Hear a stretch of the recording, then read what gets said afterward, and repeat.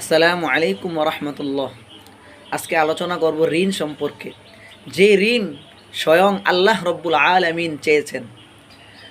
আল্লাহ রব্বুল আলামিন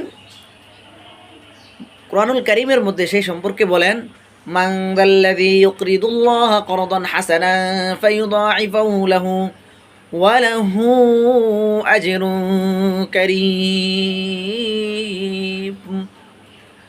তোমরা আমাকে ঋণ দাও, উত্তম ঋণ দাও, আমি তোমাদের এই ঋণটাকে কিয়ামতের ময়দানে বহুগুণ বৃদ্ধি করিয়া তোমাদের আমলনামার মধ্যে লিপিবদ্ধ করে দেব। আল্লাহ রব্বুল আলামিন, প্রশ্ন আসতে পারে, রব্বুল আলামিন তো আমাদের মালিক, আমাদেরকে সম্পদ দান করে, আমাদেরকে সকল চাওয়া পাওয়া পূরণ করে আল্লাহ রব্বুল আলামিন।